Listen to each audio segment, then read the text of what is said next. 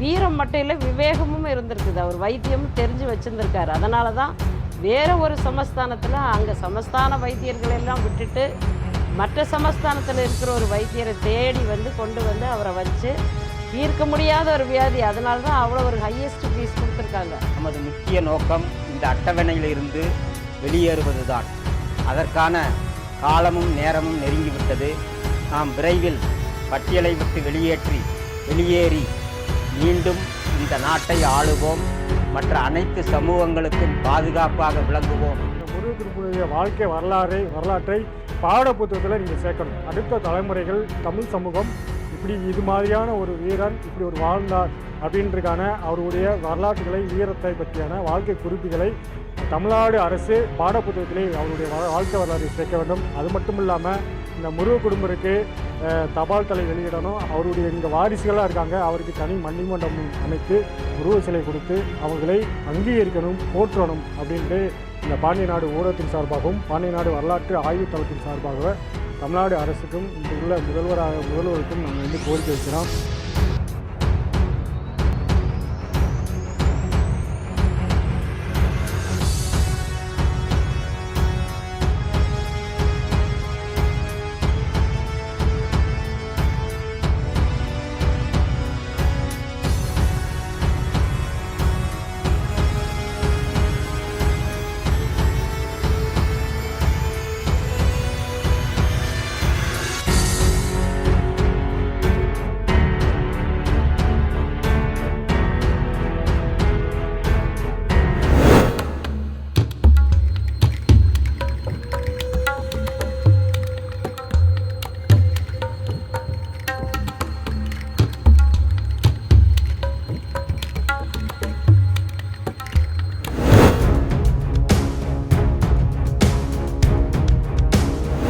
வெளியினா ஒரு மண்டபங்கள்லாம் முடிச்சிருக்கணும், ரொம்ப சிரமமாக இருக்குது. அதுக்கு உதவி பண்ணி நம்மளுடைய மதிப்புக்குரிய ஆணையர் அவர்களுக்கு வந்து நம்ம பொன்னாடை பார்த்துறோம். வாங்கய்யா, நீங்களும் வாங்க. அவருக்கு மரியாதை செய்யணும் இல்லையா? நம்ம இல்லை, அவர் இவருடைய மாணவர். அவர் கல்வெட்டு மாணவர் ஸ்டூடெண்ட்டுங்க. சார்கிட்ட இந்த மாதிரி தொழில் நானும் படிப்பேன். செப்பேடு என்கிட்ட கொடுத்தீங்கன்னா பகுதி படிச்சிருவேன். அவருடைய ஸ்டூடெண்ட் நான். இந்த மாதிரி நிறைய பேர் சார் உருவாக்கியிருக்காரு பழனியில்.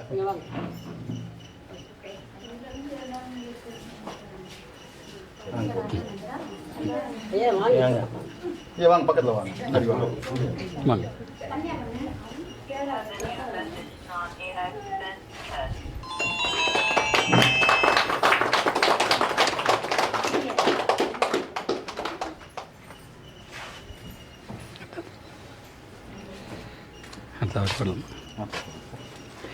அடுத்தது வந்து உங்கள் பட்டயத்தை வந்து அவர் பாண்டிய நாடு, அவர் சக்திவேல் பாண்டியன் இல்லைன்னா வெளியே வந்திருக்காது, உலகம் முழுவதும் தெரிஞ்சிருக்காது. அவருக்கு தான் நம்ம நன்றி கடன் சொல்லிக்கணும். விடாமல் உங்களை தொடர்பு பண்ணி எப்படி வெளியே கொண்டு வந்துட்டார். அதுக்கு அதனால் நன்றி கடன் செலுத்துறதுக்காக அவருக்கு மரியாதை பண்ணுறோம் நம்ம.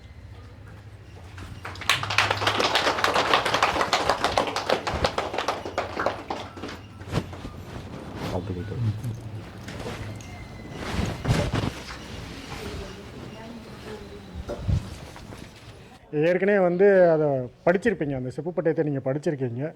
நீங்கள் ஒரு ஆய்வாளராக, ஓய்வு பெற்ற ஆய்வாளராக நீங்கள் இது மாதிரியான நிறையா இதுகளை நீங்கள் உங்கள் வேலை நாட்களில் சர்வீஸில் நிறையா பார்த்துருப்பீங்க. இப்போ இந்த பட்டயத்தில் நீங்கள் படித்து தெரிஞ்சுக்கிட்டதில் நீங்கள் என்ன சொல்ல வரீங்க? பொதுவாகவே இந்த தேவேந்திர குல வேளாளர் இந்த 7 பிரிவுகளையும் உள்ளடக்கி ஒரே பேரில் கொண்டு வந்த பின்னாடி எங்களுக்கெல்லாம் ஒரு சின்ன நெருடல் வருத்தம் என்னென்னா, தனித்தனியாக இருக்க குடும்பர், பள்ளர், அப்படி ஒரு பிரிவுக்கு இருக்கிற தனிப்பட்ட கௌரவங்கள் வந்து காலப்போக்கில் மறைஞ்சிருமோன்னு ஒரு பயம் இருந்தது.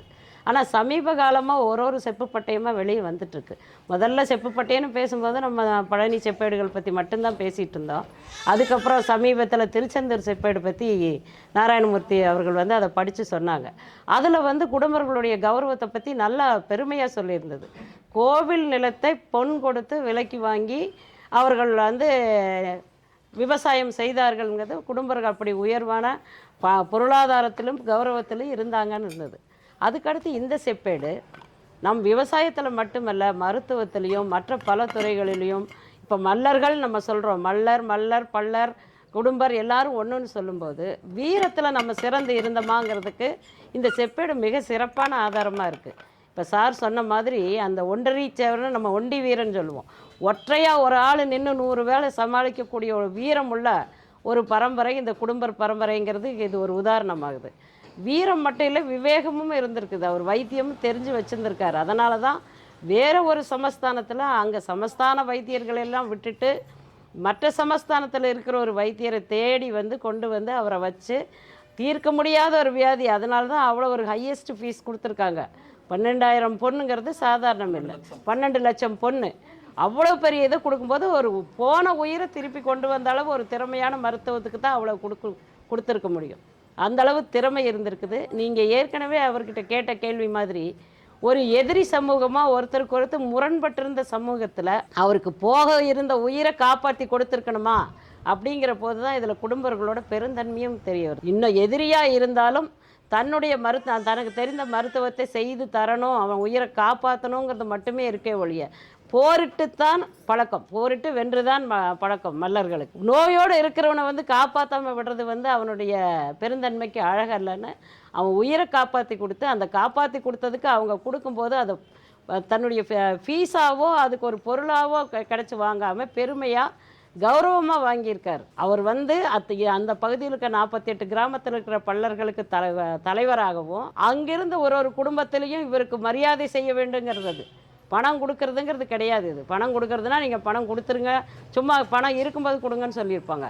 ஒரு வீட்டுக்கு இவ்வளோ கொடுக்கணும், கல்யாணம் பண்ணால் இவ்வளோ கொடுக்கணும், பொங்கலுக்கு இவ்வளோ கொடுக்கணும். அதாவது சார் சொன்னாங்க ஆடி பெருக்கு ஆடி நோம்புக்கும் சங்கராந்திக்குங்கிறது இது ரெண்டும் தான் உழவர்களுக்கு நேரடியாக தொடர்புள்ள பண்டிகைகள். ஆடிப்பட்டம் தேடி விதைன்னுவாங்க. நமக்கு விதைக்கிறதுக்கு உண்டான உகந்த காலம் ஆடி நோம்பு. அதை அறுவடை செய்து முன்னோர்களுக்கு நன்றி சொல்கிறது சங்கராந்தி. நம்ம பொங்கல் மனை பொங்கல்னு சொல்லுவோம். முன்னோர்களுக்கு அன்றைக்கி இன்றைக்கும் படையலிட்டு வணங்குறாங்க நம்ம இதில். அப்போ அந்த உழவும் அந்த அவனுடைய வீரமும் ஏறும் போரும் எங்கள் மரபுன்னு சொல்கிற அந்த குடும்ப சமுதாயத்துக்கு உண்டான ஒரு சகல விதமான அம்சங்களையும் ஒரு குடும்பர் பெற்றிருந்தாருங்கிறது இந்த செப்புப்பட்டயம் சொல்லும்போது இது அந்த தேவேந்திரோட வேளாளர்கள் இருக்க 7 பிரிவுகளுமே தங்களுடைய கௌரவமாக தான் எடுத்துக்கணும். இந்த செப்பு பட்டயங்கள் பழனி செப்பு பட்டயம், திருச்செந்தூர் செப்பு பட்டயம், இப்பொழுதுள்ள செப்பு பட்டயம் இவைகள் எல்லாம் மல்லர்கள், தேவேந்திரகுல வேளாளர்கள், மிக உயர்ந்த நிலையில் இருந்தவர்கள். தமிழ் என்றால் தேவேந்திரகுல மக்கள்தான், தமிழை உருவாக்கியவர்கள் அவர்கள்தான் என்ற நிலையில் சேர சோழ பாண்டியர்களாக இருந்தவர்கள் இடைக்காலத்தில் வடுக படையெடுப்பினால் வீழ்த்தப்பட்டு பின்னர் ஆங்கிலேய ஆட்சியில் அட்டவணை பிரிவில் சேர்க்கப்பட்டார்கள். இவ்வளவு பாரம்பரியமக்க இந்த மல்லர்குல வேந்தர்கள் இடைக்காலத்தில் பல துன்பங்களை அனுபவித்தார்கள். இப்பொழுது மீண்டும் பழைய நிலையை அடைவதற்கு தேவேந்திரகுல வேளாளர்கள் தமிழகமெங்கும் எழுச்சியுடன் உள்ளார்கள். எனவே அதன் முதற்படியாக 7 சமூகங்களை ஒன்றிணைத்து தேவேந்திரகுல வேளாளர் என்ற பெயரில் அழைக்கப்படுவதை மத்திய மாநில அரசுகள் ஏற்றுக்கொண்டு அரசு ஆணை வெளியிட்டுள்ளது. ஆனால் நமது முக்கிய நோக்கம் இந்த அட்டவணையிலிருந்து வெளியேறுவதுதான்.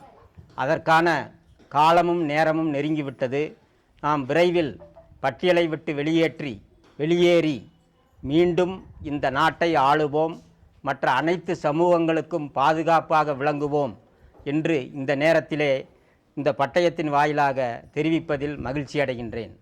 இதில் கையொப்பம் போட்டவங்களை வந்து இந்த செப்பட்டயம் சொல்லுது. அதாவது இந்த படிக்கு கொடுத்து வரும்படியாய் கர்த்தராகிய திருமலை நாயக்கர் அவர்கள் கை ஒப்பம் அப்படின்னு சொல்லி போடுது. கர்த்தர் அதாவது அரசரை அப்படி தான் சொல்லுவாங்க. காரியகர்த்தன் சொல்லியா, அதாவது பாளையக்காரர்களை சமஸ்தான அதிபதிகள் பூராமே கர்த்தர்னு தான் சொல்லுவாங்க. திருமலை நாயக்கரவே கர்த்தர் திருமலை நாயக்கர் தான் அவர் பட்டயங்கள்லாம் சொல்லுது. கர்த்தராகி அரசர்னு சொல்லாம கர்த்தர்னு அரசர், கர்த்தராகி திருமலை நாயக்கர் கர்த்தர். அதாவது கர்த்தராகிய திருமலை நாயக்கர் அவர்கள் கையொப்பம்னு போகுது. அது மாதிரி ராமலிங்க சேதுபதி கையொப்பம்னு போகுது. அவருங்க முதல்ல சாட்சி போட்டிருக்காரு, இல்லை கையொப்பம் போட்டிருக்காரு. செப்புப்பட்டயம் எடுத்து ஆரம்பத்தில் செப்புப்பட்டயம் செஞ்சு கையெழுத்து போடுறாங்கல்ல, அந்த ஆத்தரைஸ் பண்ணுவாங்க இல்லையா, அந்த இவங்க ஜீவோ போட்டவங்க அவங்க வந்து எடுத்தோடனே அவர் வந்து முதல்ல இவரை சொல்லிடுது, திருமலை நாயக்கரை சொல்லுது. கர்த்தராகிய திருமலை நாயக்கர் அவர்கள் கையொப்பம்னு சொல்லுது. அப்புறம் ராமலிங்க சேதுபதி கையொப்பம்னு சொல்லுது. ரெண்டாவது அவர் பேரை சொல்லுது.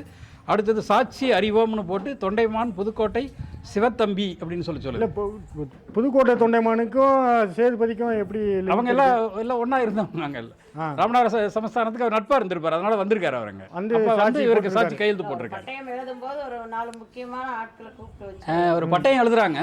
தொண்டைமான் இதில் வந்து ராமநாதபுரம் சமஸ்தானம் சம்மந்தப்பட்டிருக்கு, மதுரை ராஜ்யம் சம்மந்தப்பட்டிருக்கு, புதுக்கோட்டை தொண்டைமான் சமஸ்தானம் சம்மந்தப்பட்டிருக்கு.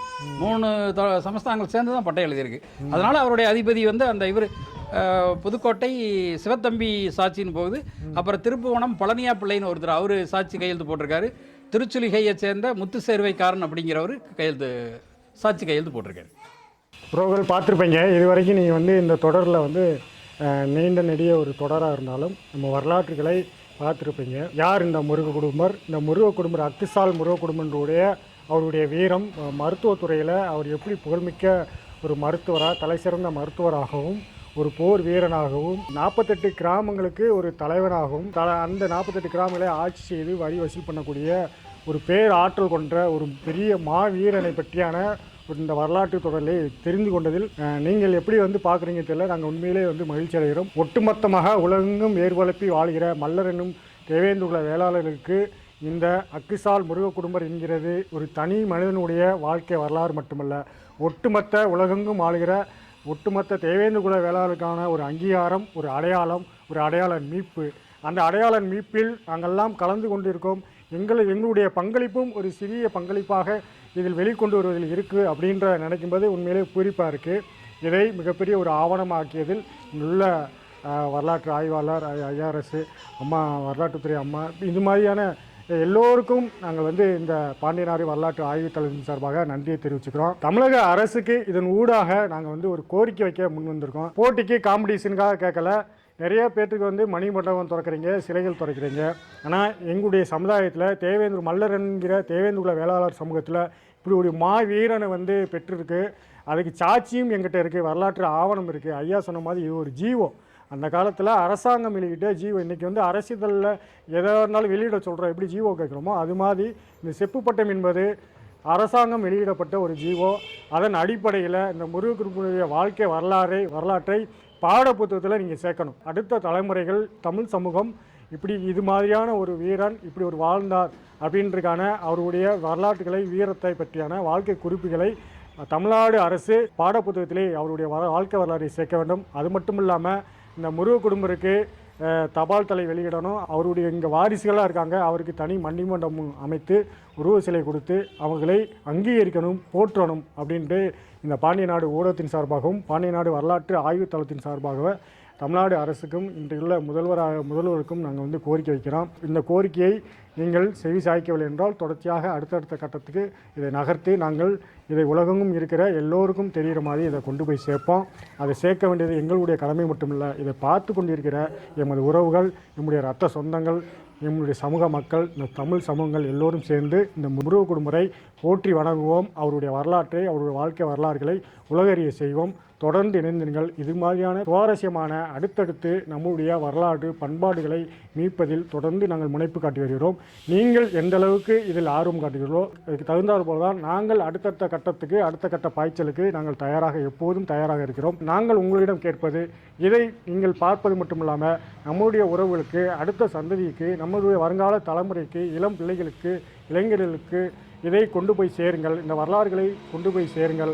வரலாறு தான் நம்மளை தூக்கி நிறுத்தும், வரலாறு தான் நம்மளை வழிகாட்டும். வரலாறு தெரியாத இனம், வரலாற்றை படிக்காத இனம், வரலாறை கண்டுகொள்ளாத இனம், வரலாறு இல்லாத ஒரு சமூகம் எழுச்சி பெற முடியாது. இதை உணர்ந்து தான் எந்த வரலாற்றை கொண்டு நாம் வீழ்த்தப்பட்டோமோ அதே வரலாற்றை கொண்டு மீட்சி பெற, எழுச்சி பெறத்தான் துடித்து கொண்டிருக்கிறோம். அந்த ஒரு சிறு பங்களிப்பாக தான் நம்முடைய வரலாறுகளை தேடி தேடி வெளிக்கொண்டு வருவதில் மிகுந்த ஆர்வத்தோடு, முனைப்போடு இந்த வேலையை நம்ம செய்து கொண்டிருக்கிறோம். பார்க்கிற நம்முடைய உறவுகள் இந்த வரலாறுகளை மற்றவர்களுக்கு கடத்துங்கள், பரப்புங்கள், தொடர்ச்சியாக இணைந்திருங்கள். இது மாதிரியான புது தகவலோடு, புதிய வரலாற்று செய்திகளோடு அடுத்த ஒரு காணொலியில், சுவாரஸ்யமான காணொலியில் சந்திக்கிறேன். நன்றி, வணக்கம். நான் சக்திவேல் பாண்டியன்.